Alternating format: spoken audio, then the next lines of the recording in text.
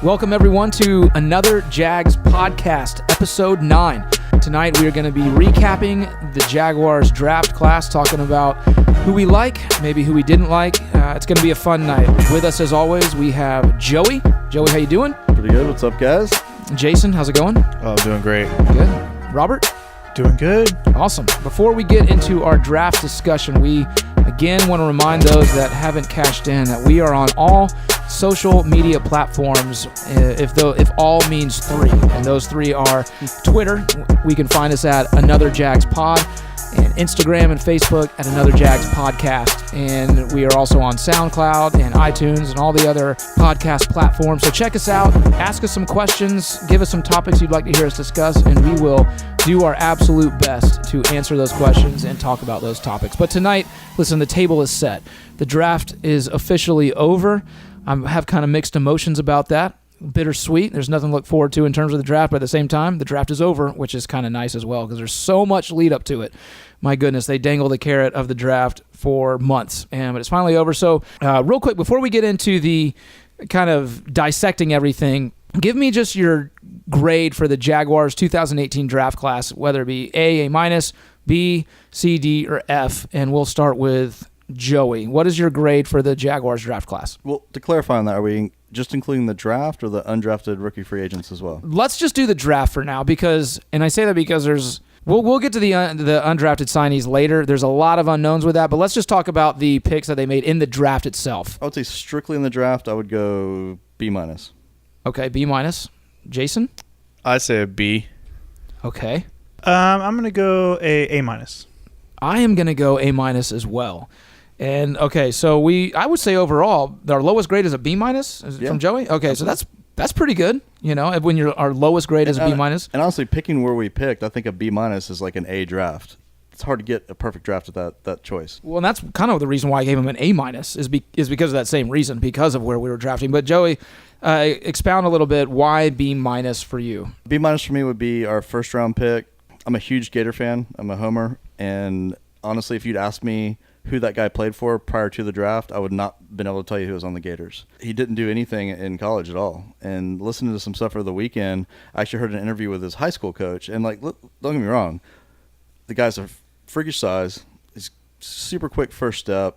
He's long. I mean, he works hard. He's got a motor, all that stuff. And nobody has anything bad to say about him. He's got no character issues. So for all those, those purposes, he sounds great. But there's nothing but anybody saying, like his high school coach was like, yeah, he's a good kid. He's a lot of upside potential. And then in college, they're like, yeah, he's got a lot of upside potential. And then now they're saying we drafted him because he's got a lot of upside potential. Well, what point do you have that potential? So, I mean, I think they solely drafted him for the fact that he might fill a spot next year if we cut Malik or we cut somebody like that. And the fact that he's got upside potential. I mean, kind of like a flyer pick in my mind, so it's getting a little scary to me. There's only a handful of players that are pro ready in the first round anyways. I mean, you're even looking at the quarterbacks that went. Ideally, they're all going to sit for a year behind the starter that each of the teams signed in this offseason. But I gave it a B because I think the Taven Bryan pick was a home run. I think that pick alone was an A. I'm not too big. After DJ Chark, I mean, I thought DJ Chark was a good pick because a lot of people had him mocked to be a first-round graded player. Ronnie Harrison is a good pick. We have a need at safety. I know people, we have Barry Church and Tayshaun Gibson, but if I were to ask you guys, how many snaps do you think Gerard Wilson and Peyton Thompson played against the Patriots? What would you guys guess? Oh, man. And they're both safeties. If you don't know who they are, they're both safeties. Peyton Thompson played a lot. You mean combined? Combined, I would say 20. I would say 10 to 15. 30. They combined played 38 snaps against the Patriots. Wow. Gerard Wilson and Peyton Thompson. So, Gerard. If you're looking at film of Garrett?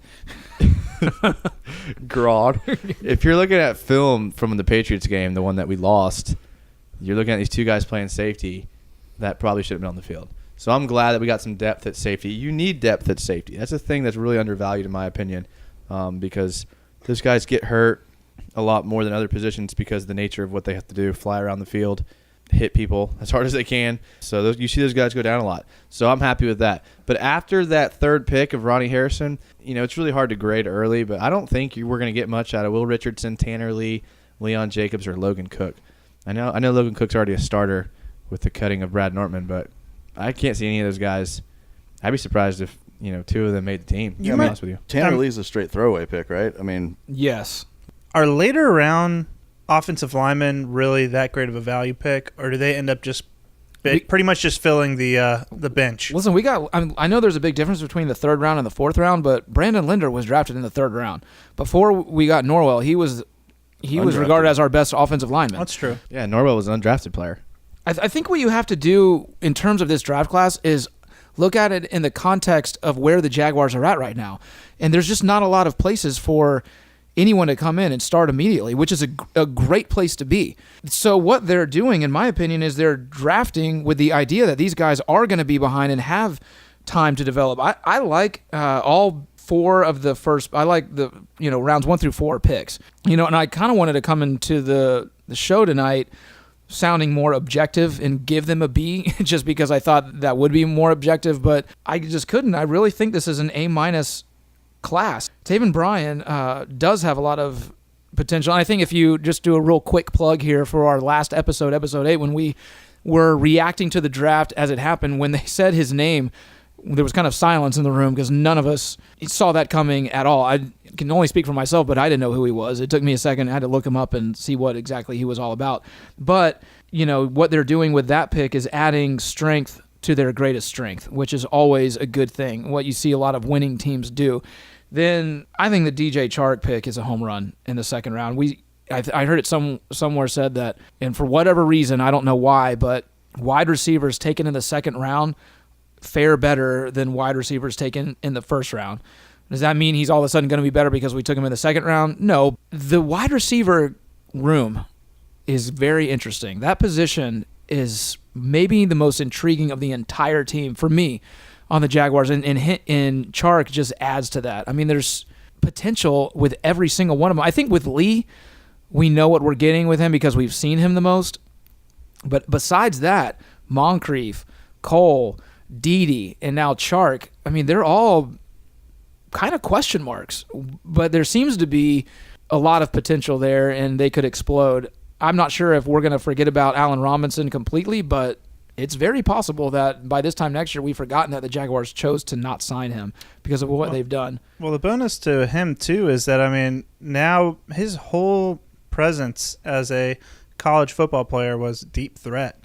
And I feel like that's going to really shore us up in that side because last year, I just didn't really feel like we had really much of a chance for the most part to take deep shots. We had a few to Cole, but for the most part, there wasn't anyone I was comfortable with if we ever threw it down the field because I never saw him coming down with it very often. So to have someone like that, to me, is just another kind of nail in the coffin to where Blake has a big arm. If he wants to sling one down, he's the guy to probably sling it down to right now. I'm excited about that for that reason alone. He is big and athletic, which is what you want in a deep threat. But now that you're looking at Keelan Cole, Dede Westbrook, one of those guys being an odd man out. But would you think Dede Westbrook, he's not going to be the deep threat. No, but realistically, if I had to guess right now, Keelan Cole ends up being, your fifth receiver? Yeah, that's true. So Keelan Cole, who has just as much potential as maybe a lot of receivers on any other team, may not even see the field that much next year. So could we have gotten more value out of the second round pick? Maybe an offensive lineman in the second round that's going to come in because DJ Chark also knows a good kick return. We got Dede Westbrook kick return. I don't know. I don't want Dede Westbrook returning punts, but he may get pushed down to the fourth wide receiver. But that's what you want. You want that competition there. I think that's a good thing. And this guy, from what I heard, we did take best available in the first 2 rounds. Taven Bryan, we weren't expecting to get. That was absolutely best available. It was. Great pick. He absolutely was. Regardless of what I think, I'm trying to actually find things wrong with our picks because I'm kind of happy with him. But he was best available. I think they were going to take Chark or a tight end in the first round, but they had a first-round grade on Chark. Absolutely. He that's what they thought about him. He blocks. He's 6'4". He's fast as crap. I think that's a heck of a pickup at the bottom of the second. I actually heard they were thinking about trading up in the second round because he kept falling and they're worried about not getting him. That's how good of a prospect they think he is. So if he comes in and, I like Cole, I like Westbrook, but if he puts one of those guys out, and you say we know what Lee's like, but I don't think we know what Lee's like with a legitimate deep threat that he doesn't have to be. I mean, that might just open him up to be fantastic. So I'm pretty excited about that pick. I'm not sold on Cole yet. I'm not. No, he's still very unknown. He was great for us last year, but I'm not sold on him. He by almost any had means. 1,000 yards last year. I'm gonna be honest with you. I know he had a great year, but I just, for some reason, I have reservations about fully committing like he's Because he weighs like 160 pounds, man. I mean, if the guy can't put on weight, he's not going to last. This is my thought. I'm not committed to really any of the wide receivers we have currently. We could potentially drop one at any given point in time, and I'm not going to be heartbroken about it either. The other thing with Cole is I really hope he's going to come back out this season and do the same thing he did last season, but it could also be people weren't really scheming for him and he was slipping past. That's not taking anything away from him. I think he was very talented. I think he did a great job last year, but we don't really know how he's going to come back. But he may not get the chance this year, is what I'm saying. Yeah. He may not even get a chance to have a year like he had last year because he may not see the field. Well, if that's the case, then that's good because, like you just said, he had almost 1,000 yards last year, and now who they've brought in is not allowing him to get on the field. I mean, are you saying that they're not going to give him a fair chance because they drafted Chark second round? I'm just saying there's only so many reps to go around with the first team. I think the cream's going to rise to the top, and they're of all the position groups, this is probably the one where they want to create the most competition because of the fact they're all young and somewhat unproven. So why not stress them a little bit and see who responds? To be fair to Jason's point, though, I do get it at the same time because if you have 5 guys on there and you only have 3 guys at the field at the same time, maybe 4, I mean, you're only going to be able to throw to – if you're going to split up the passes, they're only going to get, 5, 6 tops. I think Cole's a person. You never know how someone has to get on a rhythm sometime. Well, sure, but I think Cole's a prime example of that coaching staff. I mean, Coughlin and Malone, they don't look like that. I mean, Cole would not have made the squad if that was the way they thought last season. I think if you're gonna show off in camp, you got a chance to make the team. So get out there, do your best, make the freaking team. Let me ask. Let's just stop for a second and go back a year from where we are right now. We had Allen Robinson, Allen Hurns, and Marquise Lee, and a bunch of other guys. Well, Robinson gets hurt in the first game. Hurns gets hurt soon after that. Now, all of a sudden, we have nobodies playing wide receiver. I think they saw what happened last year and said, we don't want that to happen again. Let's make sure we have some players ready. Because, I mean, one of what we thought last year going into the year was, oh, man, we have a surplus of wide receivers. And they dropped like flies. So you have to consider that as well. These guys aren't going to be fresh and healthy the entire season. And I'm with you there. And I like DJ Chark. His speed and size is a great combination. My only point is that we could have rolled into the season with Keelan Cole. We could have picked up a free agent that's fast to stretch the field.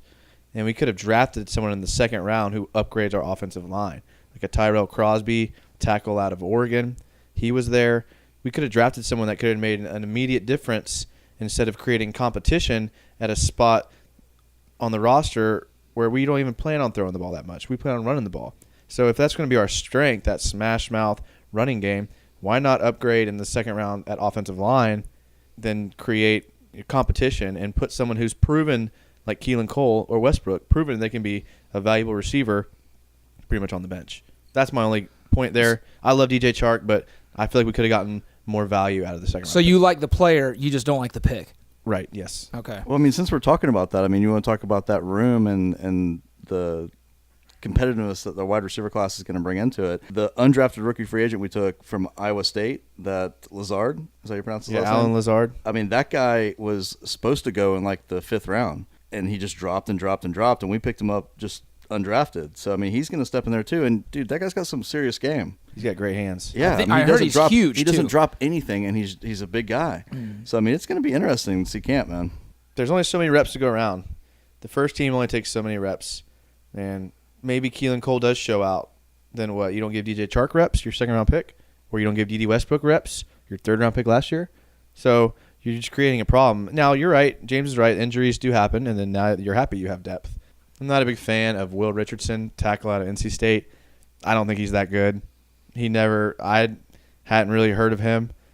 Usually, not always, but usually if I haven't heard of you going into the draft, you don't end up being that good. That's just the way it is. Doesn't always happen, but, I just, even watching his film, he's a big guy, moves kind of slow, just kind of takes up space. That works in college. Doesn't work at all in the NFL. So you got to be able to move and athletic. You got to be able to punch. In the NFL. You got to be able to kick step. You got to be able to read different blitzes. I think the one kind of caveat to that is Marone is an offensive lineman. So he's 6'6" and 306 pounds. So he's a big guy. He has that going for him. I trust Marone with his scouting of offensive linemen. Last year, he took Cam Robinson when a lot of people didn't. And look what he did last year. He had a great rookie season. It's true. He's just going to continue to get better. I think they can develop him. What I heard Tom Coughlin say was he liked the fact that he went against Bradley Chubb, in practice, an NFL-ready defensive lineman. I'm with you. That pick, I wasn't exactly, doing cartwheels over. I was just glad that they finally got an offensive lineman because I thought that was their biggest need going into the draft to begin with. So I'm glad they addressed it at least once. I maybe would have liked to have seen them do that in the 6th round too. Just take a flyer on a guy versus getting the Tanner Lee pick. To me that was they just threw it away. It baffles me, man. Then they picked up Malik Zaire off the undrafted free agent wire as well. I mean, I just don't get that at all. Zaire is going to be just a camp boy. Well, that's all. He's so going is to be a Lee. camp arm. So is Lee. Yeah, but no, I agree with you there. I was just saying pick? Zaire. Yeah. I mean, I understood that one, but to waste that pick, I don't understand either. A lot of guys that the Jags were rumored to be looking at quarterback were taken just picks before Lee. So I think maybe they were looking at that Luke Falk or Riley Ferguson, and they just got taken a couple picks before Lee, and the Jags were set on getting a quarterback that round for a camp arm, and Tanner Lee was just their next highest graded guy. And yeah, but is that the round you just get a camp arm for? Did you look up his stats by any chance? I mean, or I should say lack of them. I mean, joke.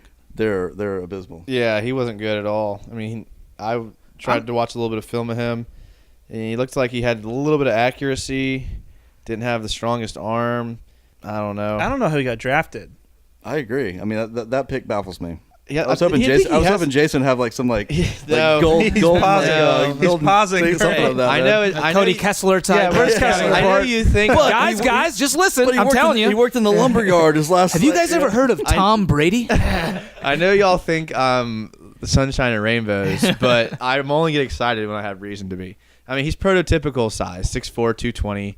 Oh, It's yeah. what you want for a quarterback. I mean, he's not like 6 foot, like the number 1 overall pick, but I mean, he does look like a good quarterback.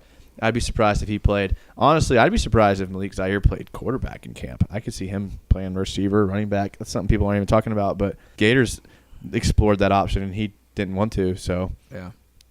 They're camp arms. That receiver you were talking about, Joey, the undrafted. Alan Lazard. Yeah, he got a $40,000 signing bonus. So, I mean, it's not like they had to kind of go after him. Well, rightfully so. I mean, again, he should have gotten drafted, and he Yeah. didn't. So, I mean, that was a good call on their part. And that means he picked the Jaguars because you can bet probably 30 other teams went after him as an undrafted free agent. And undrafted free agents get the luxury of picking what team they want to go to. So he probably picked us over a lot of teams. Yeah, you really, once the 7th round rolls around, you want to be an undrafted free agent. Yeah, absolutely. Unless, of course, you're the Jaguars' last pick, which I think this is a great pick, actually, because how often does the 247th pick in the draft get a starting job? The Jags did that. You might say punter. They drafted Logan Cook, punter out of Mississippi State. Like 2 days later, I think, is when they cut Nortman, the punter that we had last year, and are saving a ton of money. I don't know what a 7th-round punter makes, what that contract is, but I got to imagine it's the league minimum. So they're saving some money there. I like the fact that they drafted a guy that's actually going to make the team in the 7th round. I think there's something to that. It's better than the 6th-round pick that's not going to make the team, Tanner Lee, the quarterback. Brad Nortman was making $2.5 million a year as a punter, which is just way too much for a punter, in my opinion. But I wouldn't be surprised if they brought in another punter, to be honest with you, because you could cut a 7th rounder. But I think he will be the starter. But don't be surprised to see another punter or kicker come into camp. They usually bring in a couple of special teams guys. Yeah, I think his average punt was like 46 yards. Don't quote me on that. It's right in that neighborhood. So it's not like he was absolutely crushing it or anything. But I think it was 42.7. 42.7. I think it was less the average. Can I quote you on that? Well, his career average might have been higher, but his 2017 average was 42. Okay, no, that sounds right. So it's not like that's not great. No, it's not. It's really not. It's not. No, But I think that probably oversold normal. him as well, though. I mean, I think there were plenty of like really bad punts and plenty of really good punts he had. I mean, there were lots of times that our defense bailed him out. And you got to Norman? remember, Yeah, absolutely. not to get too much into punters, but a lot of times you're not punting for distance, you're punting for accuracy, in which case it may just be a 35-yard punt, pinning them inside the 10. Sure. But his long on the year was 59 yards, so who knows if that was wind or a good bounce. I mean, I just don't know if punters – I mean, I don't know even how to evaluate my thing punters. is my whole thing is they spent a draft pick on a guy that is going to be on the team Right. in the 7th round, late in the 7th round. Right. That's my whole thing. Plus, he fits. I mean, we're a field position team. That's going to be our style of play, right? He had one pass for one interception, by the way. Good thing he's not playing quarterback. 0 for 1 with an interception. Let's take a quick break, and we're going to gather our thoughts, take a deep breath, and we will be back with more Another Jags podcast talking the 2018 draft class.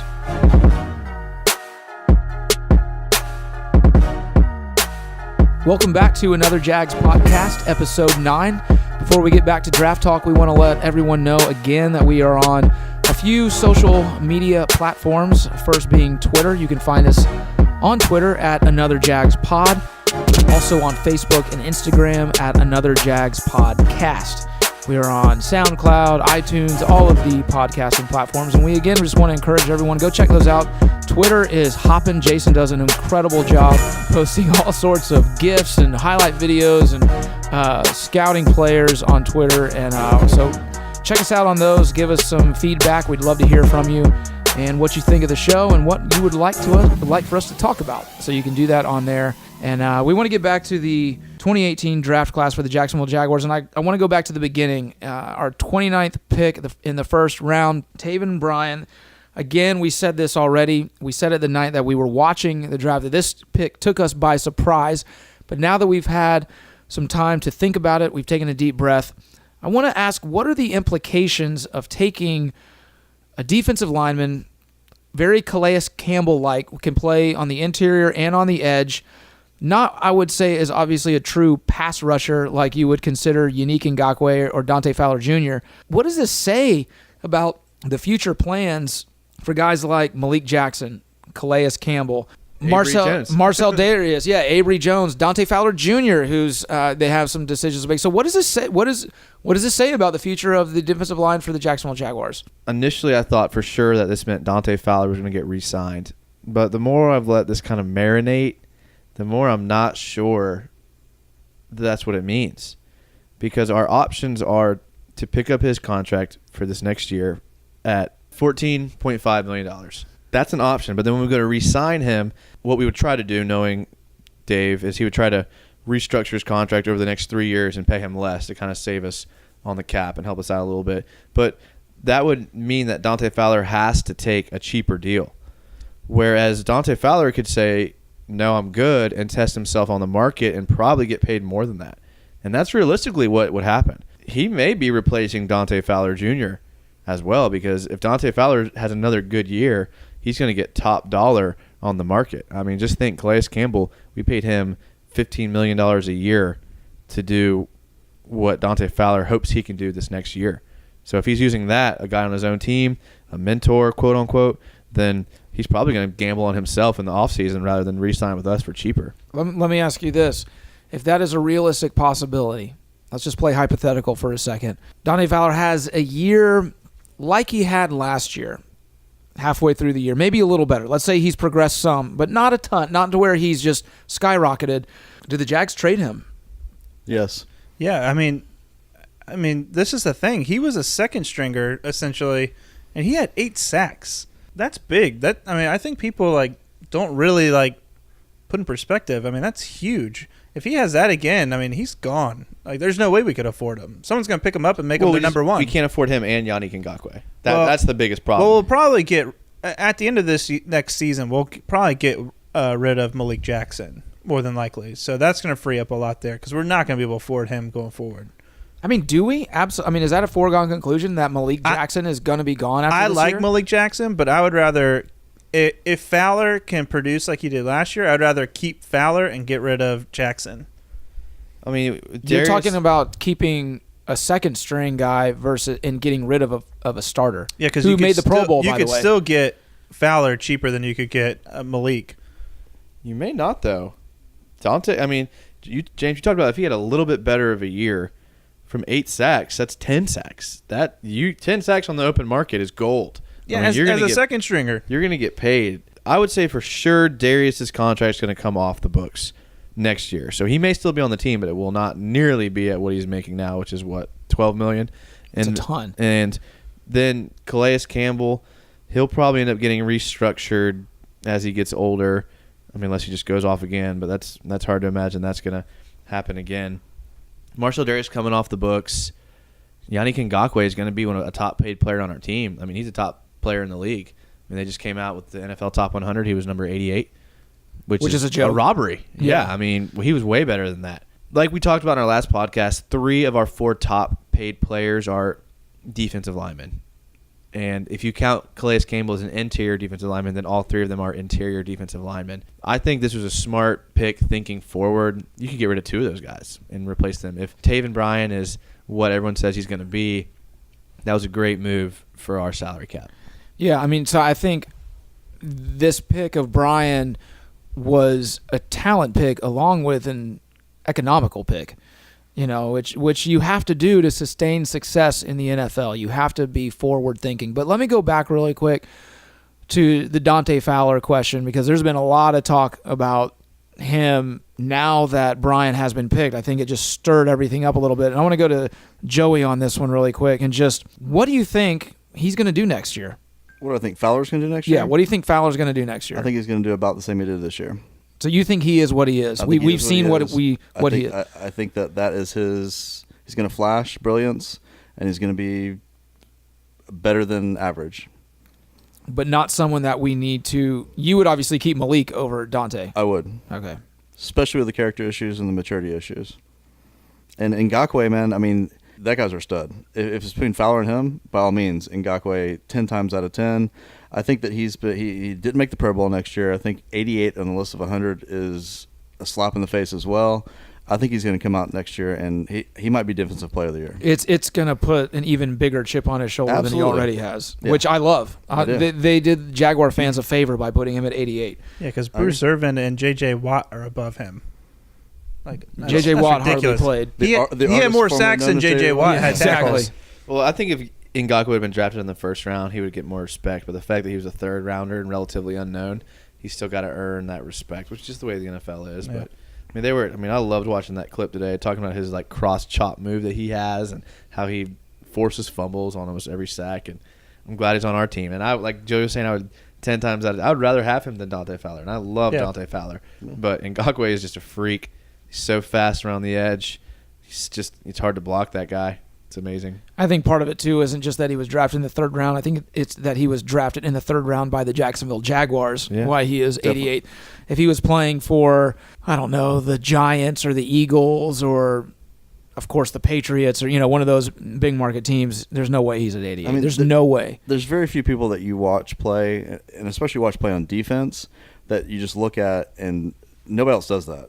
I mean, nobody else looks like that on the field. Nobody else has those moves. I mean, he's just special, man. And I think Taven Bryan, he's coming in. It doesn't matter. I don't know what they're going to do. I don't know if Malik's gone. I don't know if Fowler's gone. I think you'd probably get more trade value out of Fowler. That's my opinion.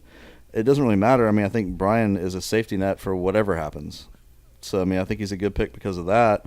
He crushed the combine. So, I mean, you can't knock the physical skills he has. And I think they're betting on the fact that Butters McButters, Gators coach last year, did absolutely nothing. There was wooden teeth. Old wooden teeth. Exactly. Did you see Michigan whited out his teeth on the poster that they put out? That's a good idea. True story. Got to keep it classy in Michigan. There was no strength and conditioning coach. There was very little structure in practice. I mean, I think he got nothing from a coaching standpoint when he was in college. Yeah, we got an incredible D-line coach now. So exactly. So I mean, I think you take those physical skills with our coaching, and the kid could be freaking awesome. So I'm hoping so. Okay, so now that we've talked about what the Jaguars did address, let's talk about what they didn't address. Jason, you've said several times linebacker. You actually wanted the Jags to take a linebacker in the first round. They didn't take one in the first round. They did, however, take one in the 7th round. Yeah. So what are your thoughts on not what they did address, but what they might necessarily didn't address in the draft? Well, like I was talking about earlier in this podcast, how we could have maybe gotten better value with that 2nd-round pick than DJ Chark. You can't help but think what would have, a Harold Landry pick could have done for us in the 1st round.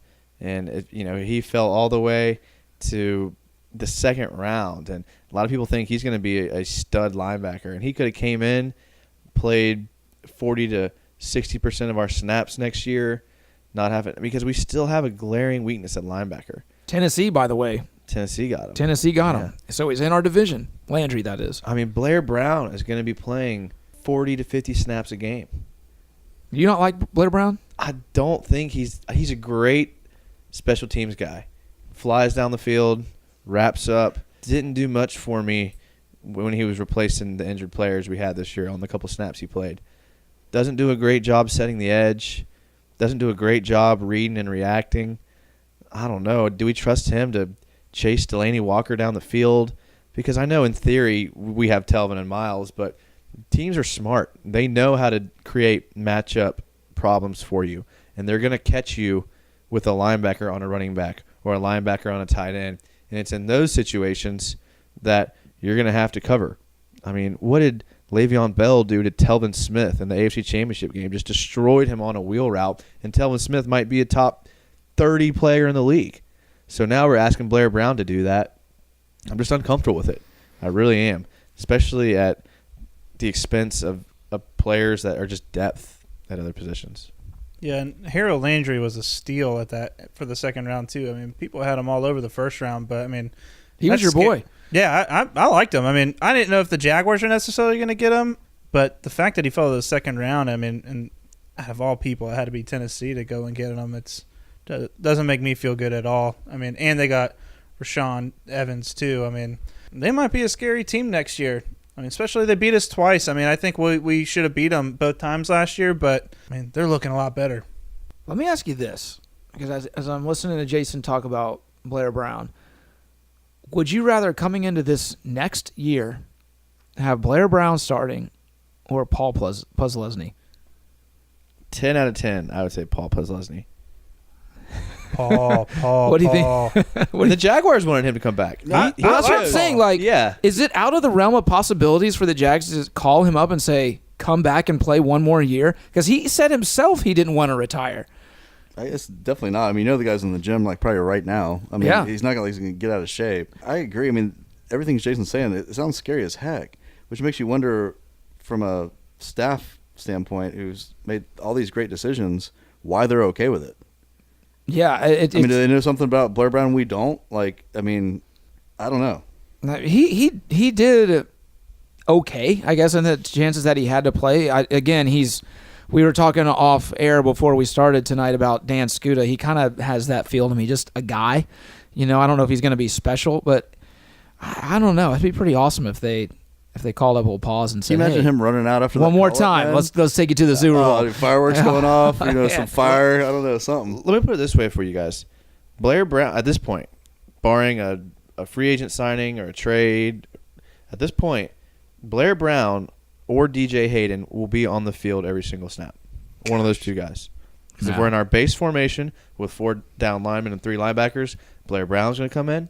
And if we're in our nickel package with 5 defensive back and 2 linebackers, DJ Hayden will be in. So unless we have a lineup with, now that I say it, might not be a bad idea, 5 defensive linemen and a bare front and 2 linebackers and 4 defensive backs, DJ Hayden or Blair Brown will be on the field every single snap. Which works if you want to get to the playoffs. It doesn't work if you have to get through New England to get to the Super Bowl. And that's the problem. So yeah, they picked that apart. I think what we're saying is you have heard it first on this Another Jags podcast, the Bring Back Pause campaign has begun. Joey's leading the banner. I love it, man. I mean, it would be great. Yeah, minus his pass coverage. I mean, Paz was great. Yeah, the last really couple of was. years. I mean, he was great the last 2 years. It's hard to find. I mean, there was plays that I remember seeing happen, like fumble recoveries and sacks, and you're like, oh, man, good job, Yanni. Good job, Telvin. And then you go back and watch the film, and it's like, dang, Pause is right there. caused that. Yeah. Like, Yeah. Pause was the one that came when it unblocked, made the quarterback roll out, and then Ngakoue cleaned it up. Or Pause knocked the ball out, and Telvin picked up the fumble. And it's like, dang, I mean, he was in a bunch of those plays. It was ideal last year because he wasn't asked to do it all. I mean, he had time off, and he was fresh and healthy at the end of the season. And he wasn't playing his normal position either. Yeah. And he still came out there still and did crushed awesome. it. I mean, he said in his retirement speech, or during his retirement ceremony, that he didn't want to be a step slow. Like he wanted to, and I thought, I don't remember that happening. I don't remember you being a step slow. And maybe that's just because I was all emotional and crying from Telvin's speech at his retirement ceremony. But no, I mean, I'm with Jason and I think everybody here. I would rather see Pause on the field than Blair Brown and Maybe they are talking to him. I mean, maybe that's why they didn't draft somebody. Maybe that is the plan. That'd be awesome. Everybody tweet Pause right now. Hashtag Come back bring back right now. Pause. Yeah. Come back. Maybe he just didn't want to go to camp. He's Maybe pulling so. a Reese Jones Drew. He's pulling the vet move, man. Yeah, You know knew what? Coughlin was Normally good I'd for say that. yes, but I think Pause is the kind of guy that likes training. Yeah, camp, he does. He's like itching for training camp. He's in the gym 24/7. He did say he wanted to spend more time with his kids, so that gets old real I did quick. also hear, on a side note, which Jason, you might be able to answer the reason for this. I did hear that this year they were saying that the camp can't be as hard as last year. Like it's not going to be the same difficulty-wise. I've heard it's going to be harder. Really? Yeah, they're saying that Marone's saying expect it to be harder than last because he wants to emphasize that last year does not matter. We are hitting the reset button. No one is going to escort you to the AFC Championship game. You have to re-earn it. And so he's going to turn it up even more. Well, that's my thought. I thought that's the way it should be, but I didn't know if there was something from like a players union standpoint or where they said, hey, you can't do that. They changed the rules. But yeah, I hope it is harder. Well, think about all the competition that's going to be on the in training camp this year compared to last year. Last year, you went into it with your two clear starting wide receivers with Allen Robinson and Allen Hearns. So everyone else was just fighting for third receiver.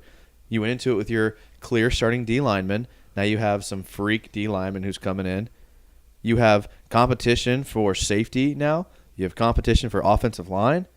I mean, these were positions that we pretty much were given to players last year in training camp, and now there's a lot of open competition. Heck, the backup quarterback job is now open competition. A spot that was wrapped up for Henne last year. If you think about it, there's going to be a lot more competition this year, which usually bodes for a better training camp. Yeah, it's definitely one way a team gets better.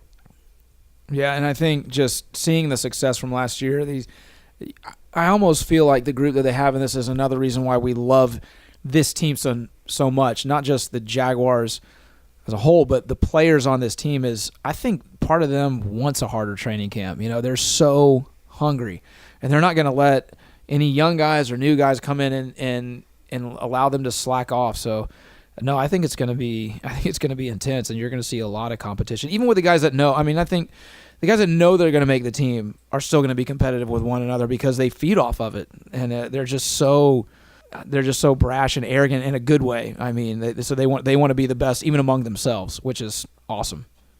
Yeah, again, you look at Ngakoue, man. He doesn't post pictures of like the food he's eating or the cruise he's going on or the vacation. He pictures of him doing like stadiums like all day long, working out. I mean, that guy's doing training camp. He never stopped. Right.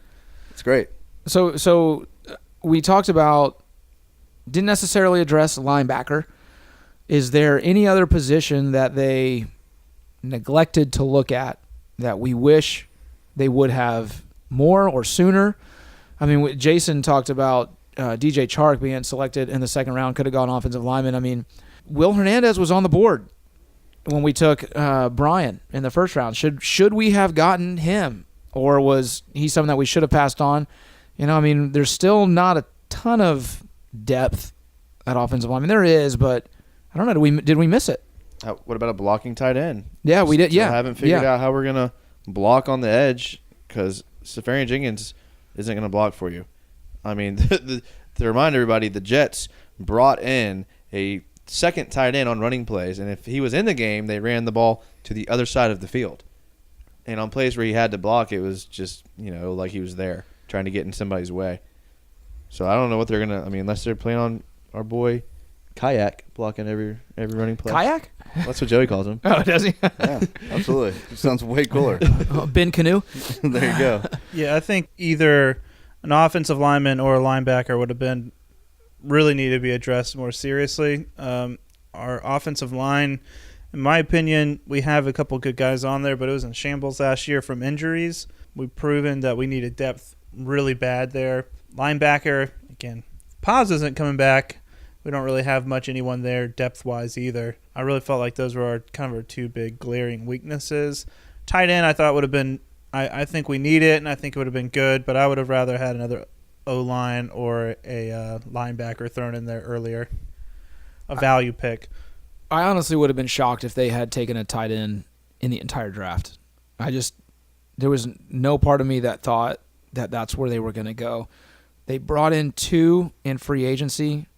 They still have Koyak and O'Shaughnessy, who, as Jason has said in previous episodes, played a lot more than we might think. I think they went into the draft saying, we're set at tight end. Whether we have a guy that can block and run routes remains to be seen. But I just never thought that they were going to actually address tight end. I do wish – I don't know if I wish, because Chark I think is going to be a pretty good pick in the second round.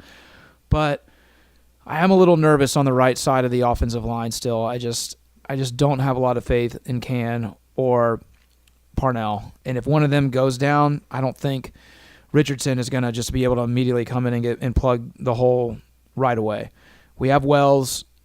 We have Shatley. But, I don't think anyone's getting excited about those guys either. So we'll see. You can't get the thing we have to remember. You can't get everybody in one draft. You can't address every need. You say that, but let me read to you Baltimore's draft. All right, and Baltimore crushed and tell me if this doesn't sound like what the Jaguars, what we thought they were going to do. Okay, first round pick, Hayden Hurst, first pick. First round pick, their second pick in the first round, Lamar Jackson. So Hayden Hurst, Lamar Jackson in the first round. Third round pick, Orlando Brown, offensive tackle, Oklahoma. Third round pick, Mark Andrews, tight end, Oklahoma. So 2 tight ends. 2 tight ends that we talked about Jaguars possibly getting, an offensive tackle the Jaguars talked about getting, and a quarterback that we talked about the Jaguars might get. They addressed corner in the 4th round. They addressed linebacker in the 4th round. And then they went on to draft with 2 wide receivers, a safety, a tackle, and a center. I mean, that's the Jags draft right there. Well, yes, but they had more picks. I mean, I'm doing the math in my head. They did. They actually had 2 or 3 more picks than us. But we could have passed on one of those wide receivers and maybe a center. But God, man, how much better would you feel going into next year with those first 4 picks? I don't know. I don't like the idea of drafting 2 tight ends. I think that's stupid.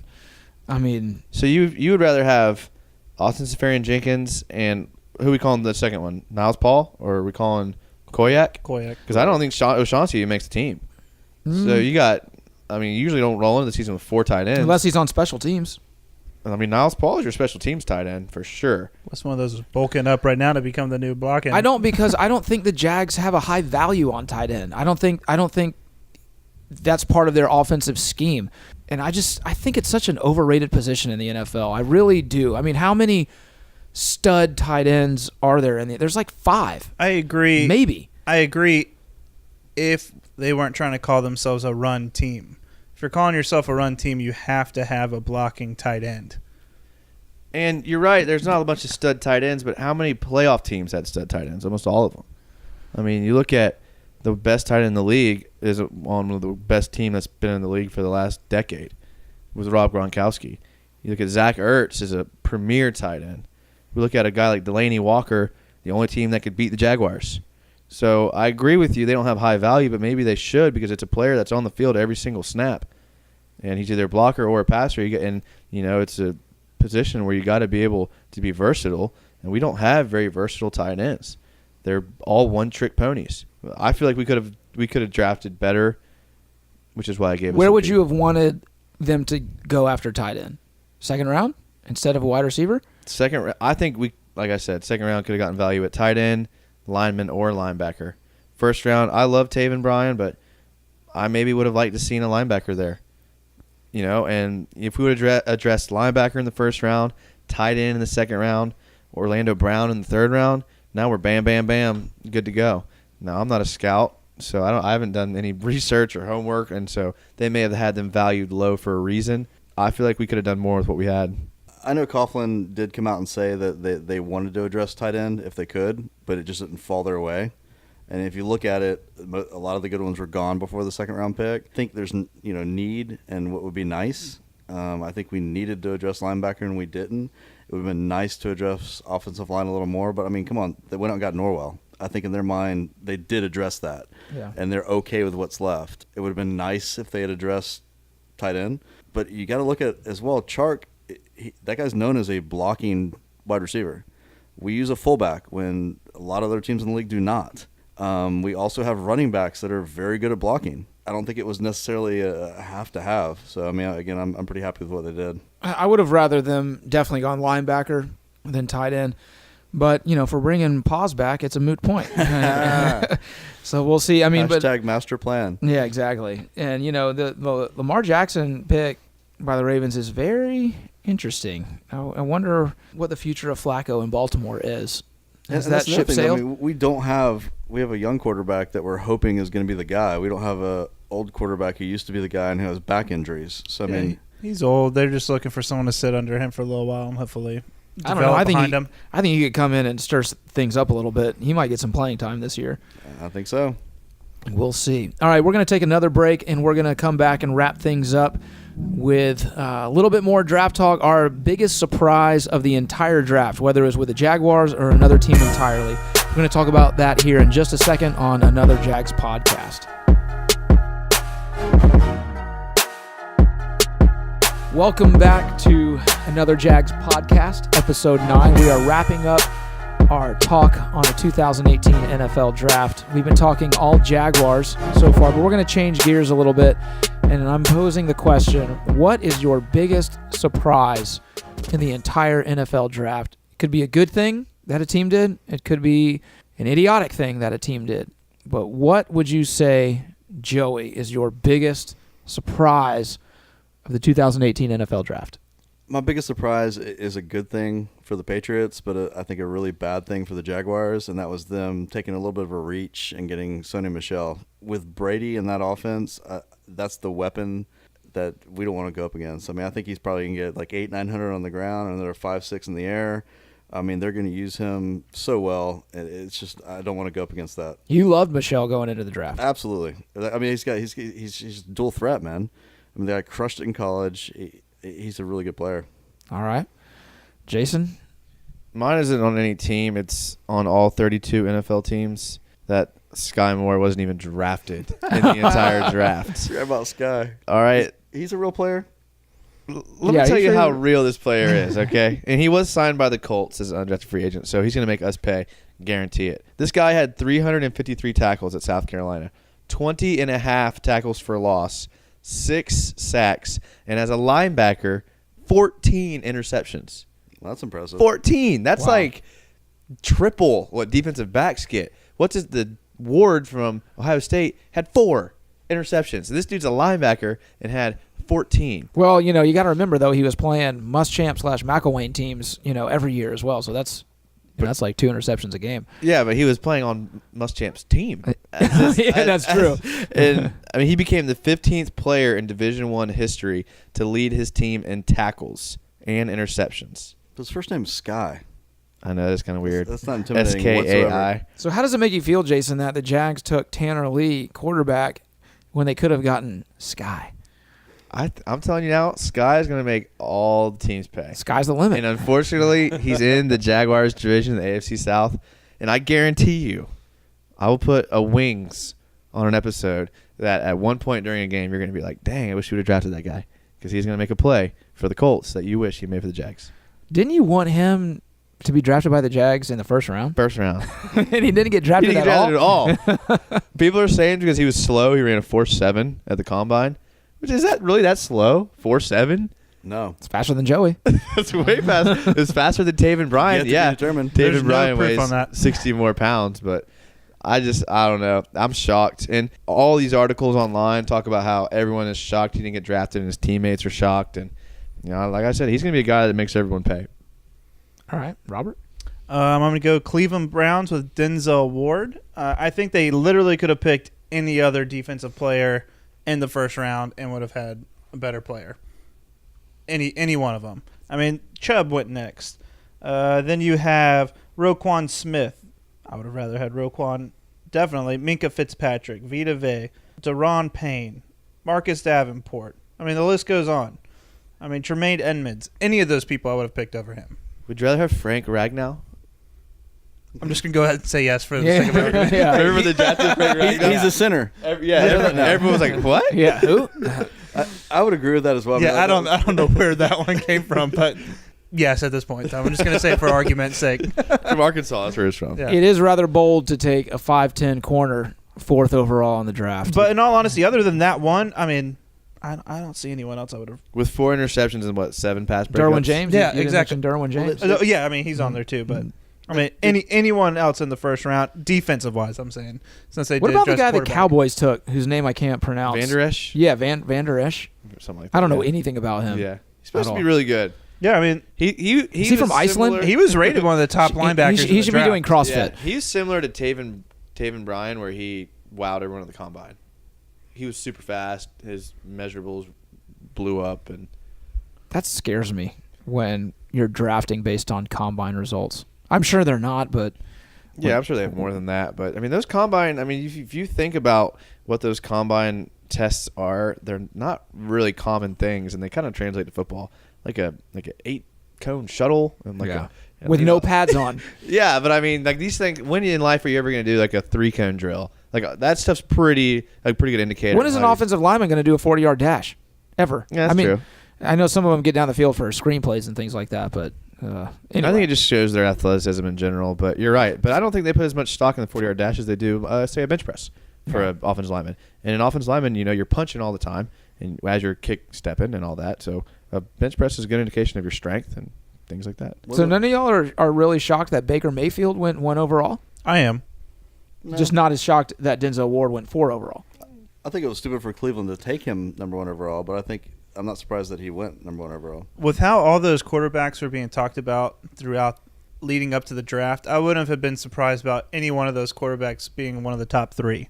That's just kind of based off of how everyone was talking about him. So for me, that wasn't as much of a shock as him going number 4 overall to Cleveland. I mean, just based off of the fact that Bradley Chubb was still on the board and they just went, meh. Yeah, if they didn't have number 1 and 4, I would have been perfectly fine with them taking him number 1. But I still think they should have taken Barkley 1 and whatever quarterback was left at 4. That would have been smarter. That's a good point, actually. It's a good point. My big shock was that Antonio Callaway, former University of Florida wide receiver, got drafted at all, much less in the 4th round.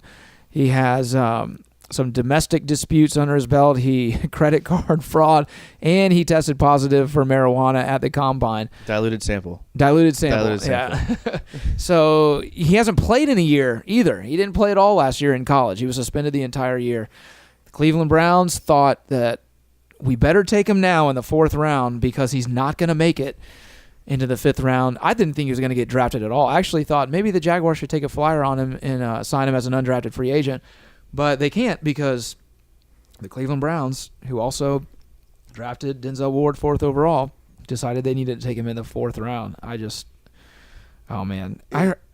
That to me makes no sense. It's almost guaranteed that he's flunked out of the drug program, halfway through the first year. Yeah. So I mean, basically, almost. basically Cleveland's the biggest. Yeah, I mean, by I far. mean, Cleveland. Like I always. mean, just them as the team. What no could one go knows what's wrong with going having on. Callaway and Josh Gordon in the same locker room? Oh, man, they're going to be best friends. They're- I can't imagine. They're both pumped right now. Please bring back Manziel right now too. I mean, Yeah, it'd really, be while even you're better. at it. But when you look at it, though, Callaway is the only Gator in history that threw, caught, ran, returned, and rushed for a touchdown in a season. I mean, that's pretty special.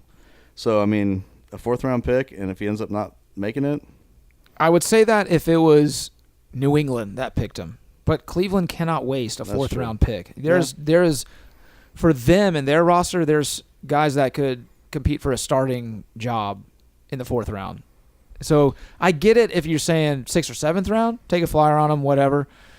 But the 4th round, that's awfully early. I'm just picking some NFL like VP or something going there. Hey, let's just tell Cleveland that we're looking at getting this guy just so that they go up and jump on him. I double dare you. They take him. If he stays, You won't do it. It's Coughlin. if he stays Chicken. clean, he has the potential to be a steal. Absolutely. Because he is a talented playmaker.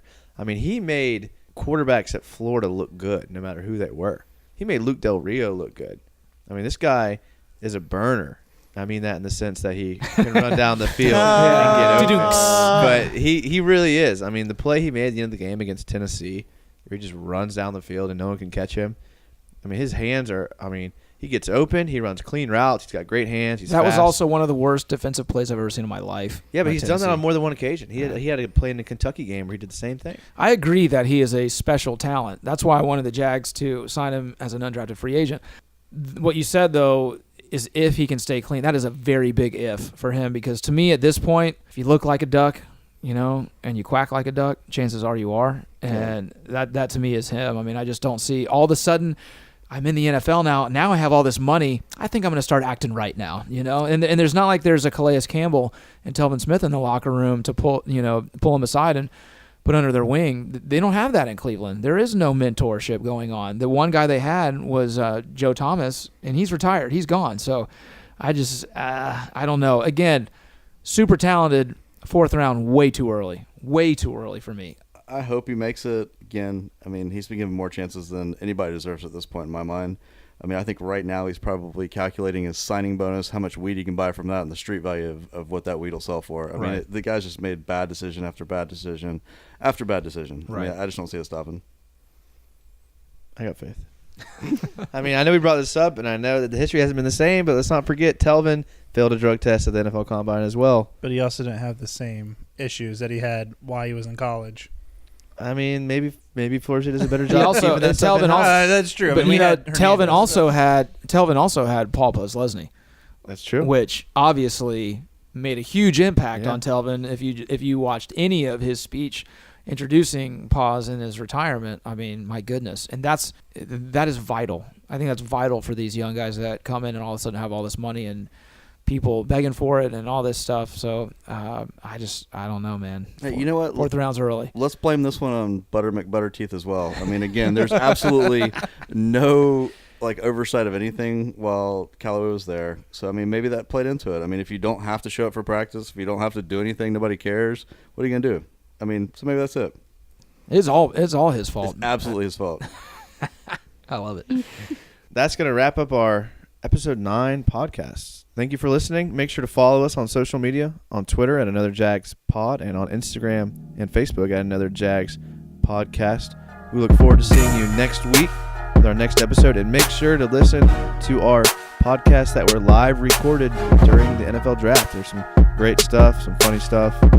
Joey gets every pick wrong, which is good to see. So do I. I'm just kidding. But make Actually, sure. I copied James twice. I think we got 2 right.